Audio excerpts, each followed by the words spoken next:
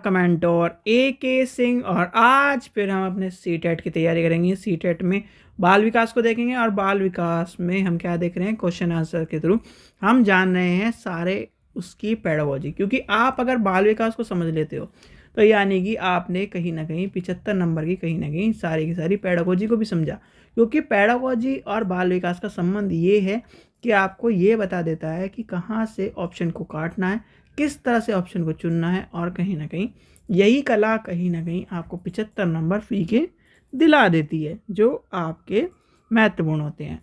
पर पेडागोजी में बहुत सारी चीज़ें आती हैं, यानी कि थ्योरी सेक्शन भी आता है। थ्योरी सेक्शन में मान के चलते हैं हम 10 नंबर कम, क्योंकि थ्योरी बहुत से बच्चों को याद नहीं रहती, इसलिए 65 तक आपके देखे जाते हैं। और आपको जो क्या है, आपका थ्योरी पार्ट है, उससे भी आपको कवर कर सकते हो। तो चलिए आज देखते हैं अपना क्वेश्चन आंसर्स की सीरीज। और क्वेश्चन आंसर्स में हम जानते हैं कि आपके बाल विकास में किस तरह से क्वेश्चन पूछे जाते हैं और किस तरह से आपको ऑप्शन को चुनना है, किस तरह से आपको काटना है। और कुछ दिन आपको वीडियो लेट भी मिल सकती है, क्योंकि यहाँ पर वाईफाई की यानी कि वाईफाई प्रॉब्लम हुआ ही है, और वाईफाई प्रॉब्लम की वजह से वीडियो का नेट से डालना पड़ रहा है। नेट से डालने की वजह से आपको वीडियो लेट भी मिल सकती है। ठीक है बच्चों, तो उसकी चिंता मत करिए, वीडियो आपको मिलती रहेगी। आपको बस अपनी क्लास पर थोड़ा ध्यान रखना है और वीडियो को नोटिफिकेशन को ज़रूर देखते रहना है। नोटिफिकेशन देखने के लिए आपको क्या करना है, वीडियो को लाइक करना है, चैनल को सब्सक्राइब करना है, जिससे कि आपको नोटिफिकेशन मिलता रहे। चलिए तो आज की क्लास शुरू करते हैं। चलिए तो पहला आज का क्वेश्चन देखते हैं। आपने विचारों का मौखिकरण जेम्स को दिए गए सवालों का जवाब ढूंढने में अक्सर मदद करता है। यह कथन क्या सुझाव करता है? देखो क्या कर रहा है, मौखिकरण, यानी मौखिकरण में क्या हो जाएगी, यानी विचारों की मौखिकरण, तो भाषा इंक्लूड होगी, संज्ञान इंक्लूड होगा, पर ये क्या कह दिया इसने, नहीं। तो ये क्या बन गया, नेगेटिव आंसर। अगर ये नहीं वर्ड हटता है तो ये सारा का सारा सही हो जाएगा। जैविक परिपक्वता भाषा के विकास के लिए जिम्मेदार है, इसने जिम्मेदार कर दिया, तो ये भी कहीं ना कटा। अब क्या करता है, यानी कि भाषा संज्ञान, यानी कि भाषा और संज्ञान को सुसंधित करता है। यानी कि हमने क्या करा, यहाँ पर जो ये नहीं कटा और वो यहाँ पर हमारा क्या कर दिया, बिल्कुल एज इट इज आंसर कर दिया, तो इसका आंसर हो जाएगा ये। ठीक है, अगर यहाँ पर ये नहीं हट जाए तो ये पहला ही आंसर हो जाता, पर यहाँ पर नहीं करके इसके क्या कर दिया, आंसर आपको एक तरह से भ्रमित कर दिया। चलिए क्वेश्चन नंबर 12 देखते हैं। जेंडर क्या है? आपको कई बार पढ़ा चुका है कि जेंडर क्या है, एक तरह का किस रूप में आता है, यानी कि एक सामाजिक संरचना है। क्या है? सामाजिक संरचना, यानी कि ये एक सोशल एक तरह से इंटरेक्शन के तौर पर माना जाता है कि जेंडर क्या है, ये लड़का है, ये लड़की है, इस तरह से। और बायोलॉजिकल जो होते हैं उसे क्या कहते हैं, उसे सेक्स के रूप में माना जाता है। तो यानी कि दोनों चीज़ें आपको पता होनी चाहिए। अगर आपसे पूछा जाए सेक्स तो क्या है, बायोलॉजिकल, और जेंडर पूछा जाए तो जेंडर हो जाता है सामाजिक संरचना के तौर पर। ये चीज़ें ध्यान रखने वाली बातें हैं छोटी छोटी, क्योंकि आप भी कहीं ना कहीं टीचर के उस स्थान पे पहुंचने वाले हैं कि आपको जेंडर और सेक्स के में अंतर पता हो। देखो जैसे क्या है, परिभाषा, यानी कि परिभाषा, और एक होता है अर्थ, दोनों में अंतर होता है।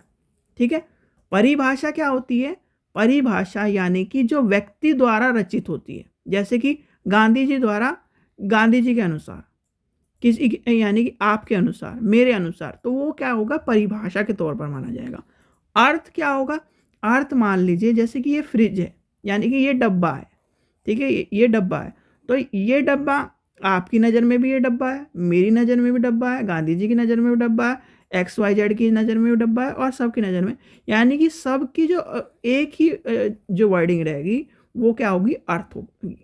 और जो सबकी, यानी कि ये क्या कहेगा, ये एक ठोस डब्बा है, इसने कहा एक ठोस डब्बा, ये एक चारों तरफ से एक ही सेंटीमीटर का एक क्या है, रेक्टेंगल है, ट्रायंगल है, कुछ ही बता दिया इसने। तो यानी कि जो सबकी अलग अलग होगी वो परिभाषा के तौर में मानी जाती है, और जो एक होता है, यूनिवर्सल होता है, वो अर्थ होता है। इस चीज़ का आप ध्यान रखना। तो ये इसका आंसर क्या हो गया, पहला हो जाएगा। चलिए आगे चलते हैं।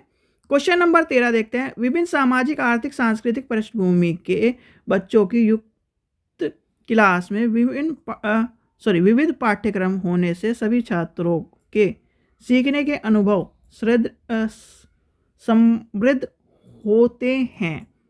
सही बात कह रहा है या गलत बात कह रहा है, या फिर ये कहीं ना कहीं देखो, क्योंकि क्या हो गया, सामाजिक हो गया। बच्चा कहाँ से आ रहा है, समाज से आ रहा है। घर कहाँ है, उसका समाज में है। जरूरत किसकी है, उसे पैसों की जरूरत है, आर्थिक जरूरत है, आर्थिक भी हो गया। किस चीज़ के लिए आ रहा है, संस्कृति, वो समाज किससे जुड़ा है, संस्कृति से जुड़ा, यानी कि ये दोनों तो इससे कनेक्ट हो गए। तो क्या हो गया, ये तो हो गया सही, क्योंकि बच्चे अपने साथियों के कौशल सीखते हैं। यानी कि मान के चलिए, मैंने आपको ये क्या बताया था, ये पहले ही बता चुका है। जैसे कि मान के चलिए ये आपकी कक्षा है, ठीक है, ये आपका ब्लैक बोर्ड है, ये आपके टीचर हैं, ये आपकी डेस्क हैं, यानी कि 40 बच्चों की कक्षा है, ठीक है।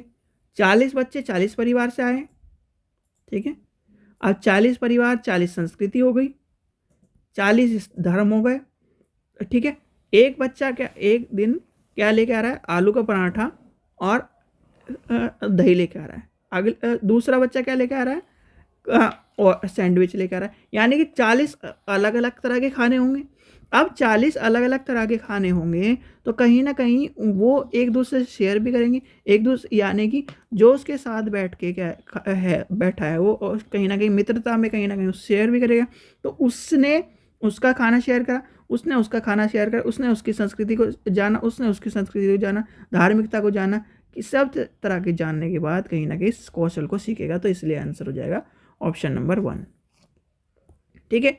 चलिए क्वेश्चन नंबर नेक्स्ट देखते हैं। अधिगम के लिए मूल्यांकन किस प्रकार का होना चाहिए।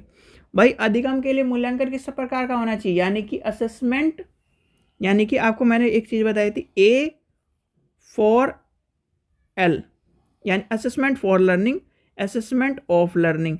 इन दोनों में आपको मैंने कहा था कि एक होता है FA के तौर पर माना जाता है, एक होता है SA, यानी कि एक को हम सुधारात्मक रूप में देख सकते हैं, ठीक है, पर दूसरे को नहीं देख सकते।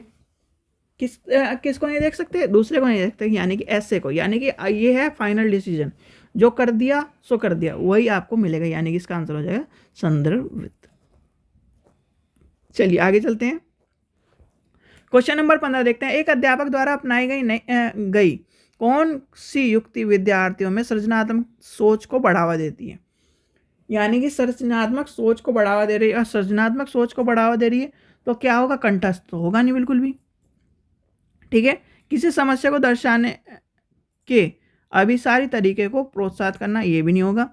प्रयोगात्मक स्थिति को पुरस्कार, यानी पुरस्कार आपका नेगेटिव में हो जाएगा। ऐसी समस्या प्रस्तुत करना जिससे कि नवाचार्य साधनों खोजने गई, यानी खोजना क्या होता है, पॉजिटिव टैग वर्ड है आपका, P टैग वर्ड है, तो की जरूरत होगी, तो इसका आंसर हो जाएगा ये, ठीक है। तो इस तरह से आपको कहीं ना कहीं देखो, कंठस्थ कराना, याद कराना, रटना, पुरस्कृत करना, टॉफी देना, ये क्या हो जाते हैं हमारे नेगेटिव टैग वर्ड। हमारा पॉजिटिव क्वेश्चन पूछ रहा है, और तो पॉजिटिव ही हमें ढूंढना होगा, ये हो जाएगा पॉजिटिव, ठीक है। चलिए क्वेश्चन नंबर 16 देखते हैं। वंचित वर्ग से संबंधित विद्यार्थियों का सफल समावेश हेतु निम्न में से क्या जरूरी है। कहाँ से आ रहा है, वंचित वर्ग से। अब वंचित वर्ग को क्या, यानी कि सुविधा तो मिली नहीं है उसे कहीं ना कहीं। अब जब सुविधाएं नहीं मिली है, वंचित वर्ग से आ रहा है वो, तो हमें क्या करना है, उसका उचित समावेशन करना है, यानी कि उचित समावेशन करना है। ये नहीं केंद्र, यानी परीक्षा केंद्रित नहीं कराना हमें, ये सारे कहीं ना कहीं नेगेटिव आंसर हैं, नेगेटिव, और ये बचा आपका पॉजिटिव। चलिए क्वेश्चन नंबर 17 देखते हैं। निम्न में से किस सिद्धांत पर समावेशन का विचारधारा आधारित होती है। समावेशन में क्या होता है, मैंने आपको क्या कहा था, मिक्स, और मिक्स में क्या होता है, मिक्स में क्या बात बताई थी मैंने आपको, मिक्स में आपको एक बात बताई थी, समान, यानी समता, समानता, समता जो है, इसमें क्या होगा, इसमें आपके लिए इक्वेट, यानी कि आपका आ जाएगा इक्विटी, ठीक है, ये हो जाएगा। चलिए आगे चलते हैं। क्वेश्चन नंबर 18 के देखते हैं। क्वेश्चन नंबर 18 देखते हैं। अवधान न्यूनतम अतिक्रियाशीलता विकार से जूझते विद्यार्थी में निम्न में से कौन सा अभिलक्ष्य अक्सर पाया जाता है। यानी कि किस तरह के बच्चा पूछ रहा है वो, यानी कि ADHD क्या पूछ रहा है, ADHD। और आज के यानी कि सीटेट में, जो आज का सीटेट है, ठीक है, उसमें आपको ADHD मिलना ही मिलना है। तो ADHD क्या कहता है? ADHD में मैंने आपको कहा था वो क्या है, सोच समझ के काम नहीं करता, अनुकूलन नहीं होता, तो इस तरह की चीज़ें होती हैं। तो इसमें क्या करें, उचित स्तर और का तो होगा ही नहीं हो, क्योंकि उचित स्तर का होगा तो ADHD नहीं होगा। बहुत सोचता है ये भी नहीं होगा, वो कम सोचता है। लंबे निर्देश में ये भी क्या है, वो छोटे निर्देश देता है, तो क्या हो जाएगा, अनुकूलन। ये हो जाएगा इसका आंसर ये। क्वेश्चन नंबर 19 देखते हैं, सृजनात्मक विद्यार्थी के बारे में निम्न में से क्या सही है? यानी क्रिएटिव बच्चा क्या होगा? भैया क्रिएटिव बच्चा ये है, मैंने आपको कई बार एग्जाम्पल भी दिया है कि जहाँ पर जॉब करने वाला जो व्यक्ति होता है वो क्या है, वो सामान्य व्यक्ति की श्रेणी माना जाता है, क्योंकि वो क्या है, जोखिम उठाने के उसमें नहीं माना जाता। वो माना जाता है कि उसे एक तरह से फिक्स तौर पर वहीं पर रहना होता है। बिजनेसमैन के तौर पर आप देखेंगे कहीं भी कि बिजनेसमैन जो होता है वो हर तरह से, वो क्या कहा जाता है, वो जोखिम उठाने, हर टाइम जोखिम उठाया जाता है। क्यों? क्योंकि उसे पता है कि ये जो रास्ता जा रहा है, यानी कि ये रास्ता ये आ रहा है, यानी कि जो सामान्य व्यक्ति होगा वो इस रास्ते चलेगा, पर जो क्रिएटिव व्यक्ति होगा वो देखेगा यहाँ खड़े होकर मैं किस तरह से, इस तरह इधर से भी जा सकता हूँ जल्दी, क्या और कहीं से भी जा सकता हूँ। तो वो क्रिएटिवनेस ढूंढेगा, यानी कि एक काम को करने के लिए 10 तरीके ढूंढ लेगा। तो 10 तरीके जब ढूंढ लेगा वो, तो किस में जाना जाएगा, वो क्रिएटिवनेस में जाना जाएगा। तो वो क्या हो जाएगा, वह नवीन एवं मूल्य विचार सोचता है, यानी कि समझता है। ठीक है, चलिए इसका आंसर हो जाएगा 19 का बी। चलिए लास्ट क्वेश्चन देखते हैं। स्वाधीनता कई प्रकार के क्षेत्र में चुनौती पैदा करती है, फिर भी स्वाधीनता से जूझते विद्यार्थियों में निम्न में से कौन सा समर्थ होता है जिसके अध्यापक सदुपयोग करते हैं? यानी कि एक तरह किसकी बात कर रहा है वो कर रहा है चैलेंजिंग की, यानी कि इसकी चैलेंजिंग की बात कर रहा है। अब चैलेंजिंग में क्या है, व्यापक यानी कि तथ्यात्मक जानकारी को प्रतिधारण करने की बात कर रहा है, और प्रतिधारण करने की बात कर रहा है, तो इसका पहला ही आंसर हो जाएगा, इसका आंसर हो जाएगा, यानी कि उसके जितने भी उसके इंफॉर्मेशन है वो उसको साझा करने की बात कर रहा है, और ये हो जाएगा इसका आंसर। ठीक है, तो ये थे आपके CDP के क्वेश्चन। आशा करता हूँ आपको वीडियो पसंद आई। वीडियो पसंद आए तो लाइक करें, चैनल को सब्सक्राइब करें, वीडियो को ज़्यादा शेयर करें। आप प्रीवियस ईयर के क्वेश्चन जरूर करते रहिए, जिससे क्या हो, आपको एक बेहतर तैयारी मिले। अगर आपने प्रीवियस ईयर के जो 50 पेपर दिए गए हैं उन्हें कर लिया, तो आपको कहीं ना कहीं ये मान के चलिए और चीज़ों को पढ़ने की आवश्यकता नहीं। इन पेपरों को कम से कम 5 से 10 बार कर लीजिए, 90 नंबर तो आपके हंसते खेलते आ जाएंगे। ठीक है, चलिए, थैंक यू।